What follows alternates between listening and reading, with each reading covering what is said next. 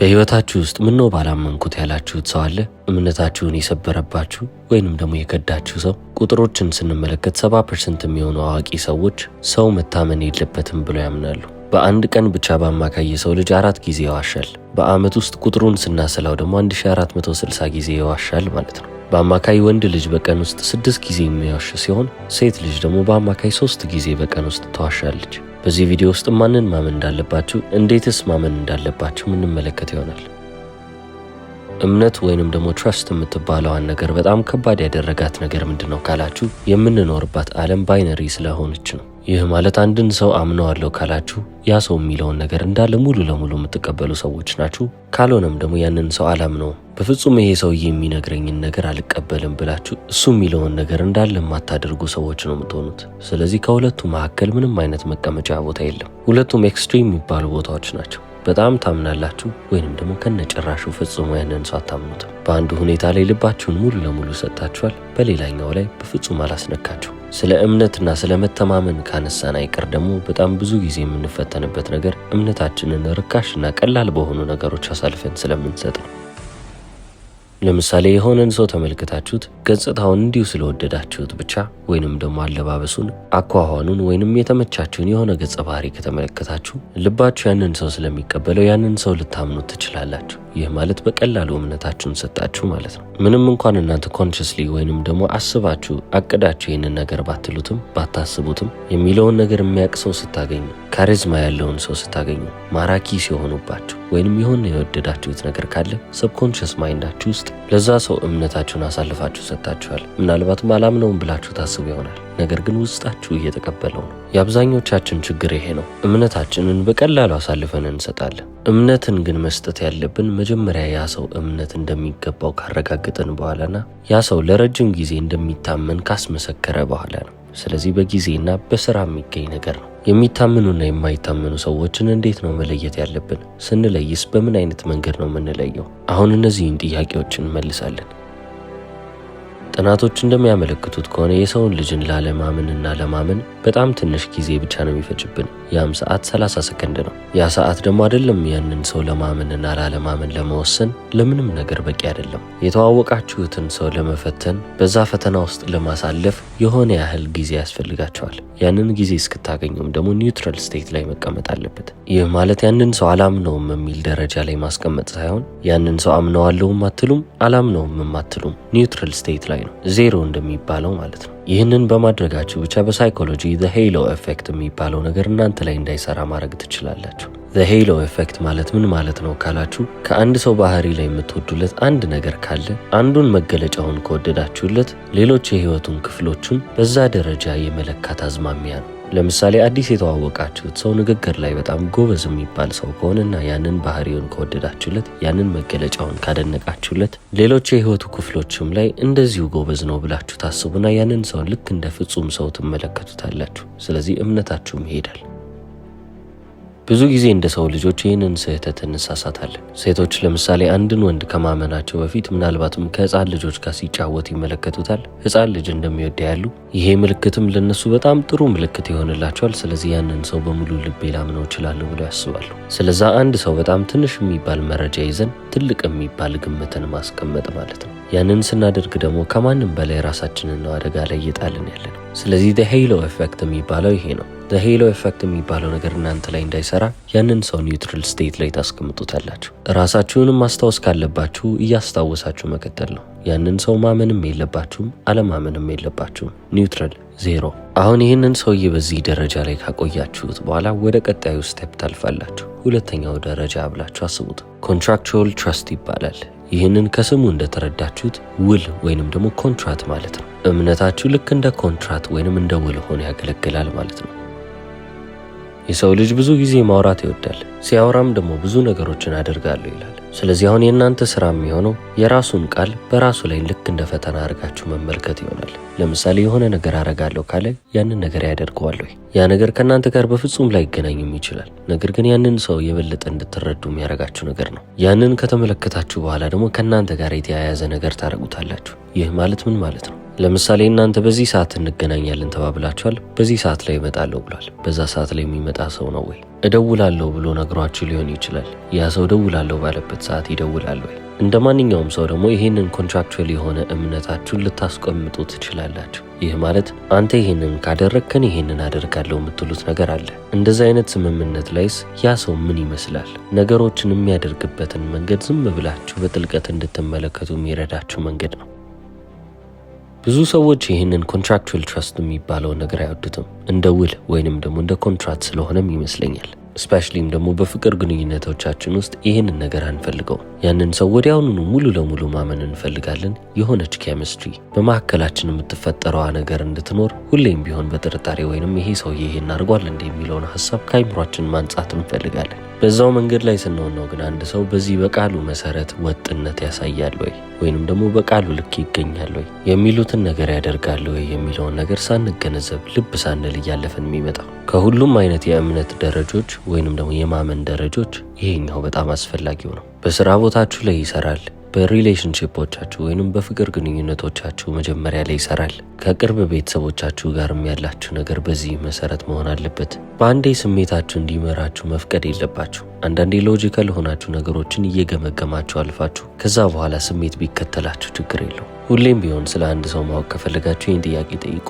ይህ ሰው እንደሚያወራው አይነት ሰው ነው ወይ? ራሱን እንደሚገልጽልኝ አይነት ሰው ነው ወይ ብላችሁ መጠየቃችሁን እንዳትረሱ። አሁንም ይህንን ደረጃ የሚያልፍ ሰው ከሆነ ወደ ቀጣዩ የእምነት ደረጃ ይመጣል ማለት ነው። ይህ ሶስተኛው ደረጃ ነው። ሬሲፕሮካል ትረስት ይባላል። ይህ ማለት ምን ማለት ነው? እናንተ ለነሱ የሆነ ነገር ታረጋላችሁ፣ እነሱም ለእናንተ የሆነ ነገር ያደርጋሉ። ነገር ግን እዚህ ጋር ማንም ሰው ውለታ እየቆጠረ አይደለም፣ ወይንም ደግሞ ልክ እንደ ቅድሙ ኮንትራክቹዋል ትረስት አይደለም። ይህንን ስላደረገልኝ ይህንን አረግለታለሁ የሚል አይነት ስምምነት የለውም። ሬሲፕሮካል ነው። ለረጅም ዓመት የምታውቋቸው ጓደኞች ወይንም ደግሞ ዘመዶች አሊያም ደግሞ ወዳጆች ይኖሯቸዋል። ከእነሱ ጋር ያላችሁ የእምነት ደረጃ ሬሲፕሮካል የሚባል ሊሆን ይችላል። የሆነ ነገር ስላደረገላችሁ ቆይ እኔ መልሼ ላደርግለት አትሉ። እናንተም ለእነሱ የሆነ ነገር ካረጋችሁ በኋላ እነሱ ግን ለእኔ ምን አድርገዋሉ ብላችሁ ራሳችሁን አትጠይቁ። ውለታ ቆጠራ የሚባለው ነገር ከዚህ ደረጃ ወጥቷል ማለት ነው። ዛሬ እናንተ ለራት ከከፍላችሁ ነገ ምናልባት እነሱ ሊከፍሉ ይችላሉ፣ ላይችሉም ይችላሉ። ነገም እናንተ ልትከፍሉ ትችላላችሁ። እናንተም እነሱም ግድ አይሰጣችሁም ማለት ነው። ማንም ሰው ይህንን ልብ እያለ አይደለም። እናንተ ዛሬ ላይ የሆነ ነገር አድርጋችሁ ይሆናል። እነሱ ምናልባትም ቀጣይ ዓመት ያንን ነገር ማድረግ የሚችሉ ሰዎች ይሆናሉ። ከዛሬ 1 ዓመት ወይንም 2 ዓመት በኋላ እነሱ ይህንን ነገር እናንተ ያደረጋችሁትንም ነገር ከዛም በላይ ሊያደርጉላችሁ ይችላሉ። ብቻ ምንም አይነት ችግር እናንተ መሀል የሚያመጣ ነገር አይደለም። በቃ ተማምናችኋል። ጫና የሌለበትም እምነት ነው። ኮንትራክቹዋል ቢሆን ግን ጫና አለው። ምክንያቱም ስምምነት ላይ ተነስታችሁ ነው የምታደርጉት። ይሄ ትረስት ግን ፍሪ ፍሎዊንግ የሚባል ነው። በቀላል ፍሰት ውስጥ የሚንቀሳቀስ ነው ማለት ነው። ብዙ ግንኙነቶችን ትርጉም እየሰጣቸው የሚሄደው ነገር ይሄ ነው። ከሌሎች ሰዎች ጋር ያላችሁ ግንኙነት እያጓጓችሁ እንዲሄድ የበለጠ እንድትደሰቱበት የሚያደርጋቸው አይነት እምነት ነው። ይህንን ስላልኳችሁ ግን ይህ የመጨረሻው ነው ማለት አይደለም። አራተኛው ወይንም ደግሞ የመጨረሻው ደረጃ ደግሞ አለ። ከሁሉም የሚልቀው እምነት ይሄ ነው። ፒውር ትረስት ይባላል። ንጹህ የሚባል እምነት።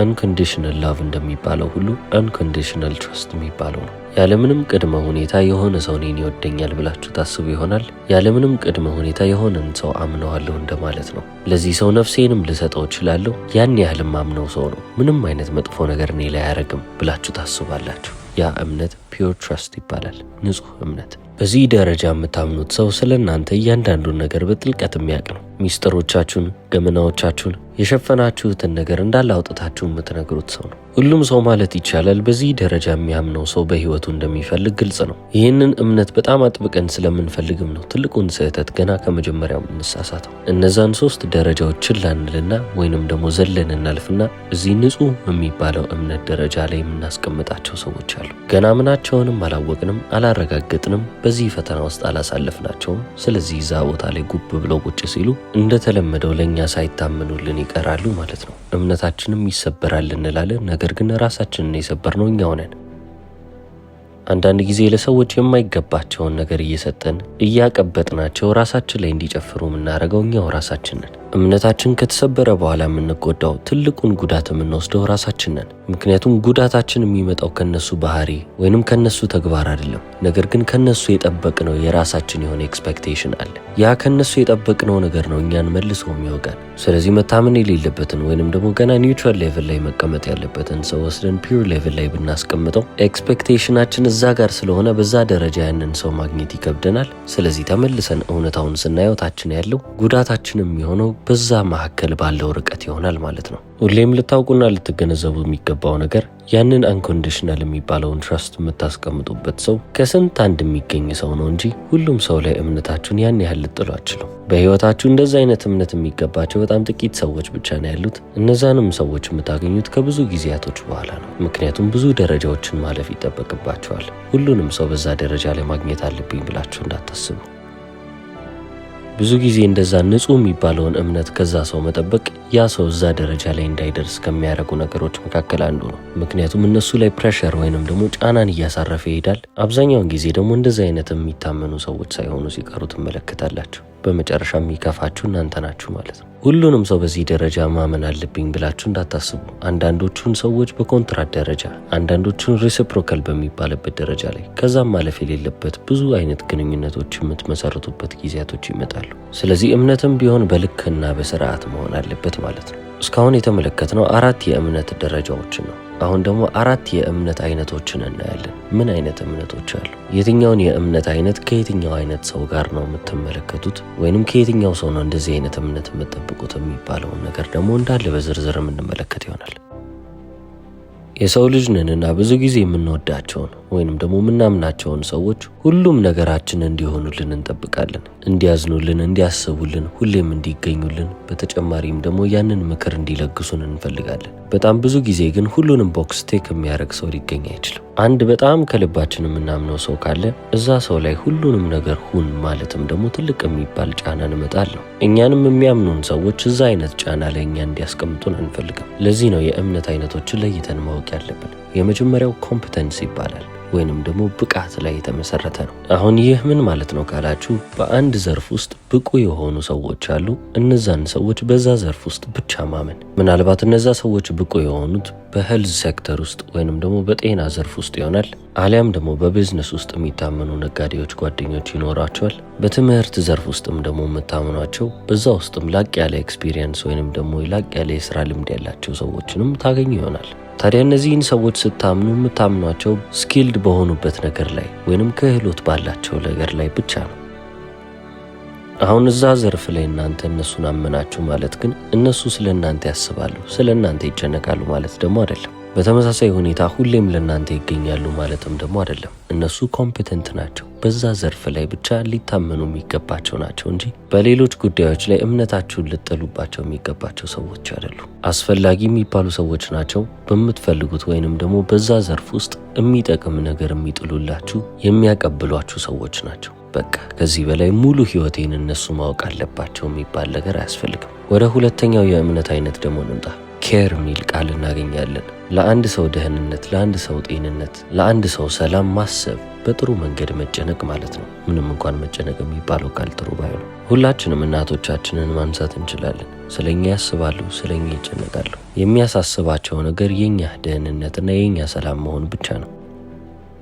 ስለዚህ ስራ ቦታ ምን አደረጋችሁ? ምን አይነት ስራዎችን ፈጸማችሁ? አፈጻጸማችሁ እንዴት ነው? እናቶቻችሁ ስለ እነዚህ አይነት ነገር ማወቅን አይፈልጉም። እነሱ ማወቅ የሚፈልጉት ዛሬ በልተሃል ወይ? በቂ እንቅልፍ አግኝተሃል ወይ? ሰላም ነህ ወይ? አልታመምክም ወይ? እነዚህ ጥያቄዎች ናቸው ለነሱ ቫልዩብል የሚባሉት። እናንተም በህይወታችሁ እነሱን የምታምኑባቸው ረገድ ይሄ ይሆናል ማለት ነው። ስለ ስራችሁ ውሳኔ እንዲወስኑላችሁ እነሱ ጋር ልትሄዱ አይገባም። እናታችሁን በሙሉ ልባችሁ ስለምታምኗትና ስለምትወዷት ብቻ በስራ ህይወታችሁ ላይ ውሳኔ እንድትወስኑላችሁ ቦታ መስጠት ትልቅ የሚባል ስህተት ሊሆን ይችላል። ለዛ አይነት ውሳኔ ኮምፒተንስ ይሻላችኋል፣ ማለትም ደግሞ በዛ ቦታ ላይ ብቁ የሚባሉ ሰዎች ይሻላችኋል ማለት ነው። የመጀመሪያው ኮምፒተንስ፣ ሁለተኛው ደግሞ ኬር። ሁለቱን ተግባብተናል ብዬ አስባለሁ። ወደ ሶስተኛው ስናልፍ ደግሞ ኮንሲስተንሲ የሚባል ነገር እናገኛለን።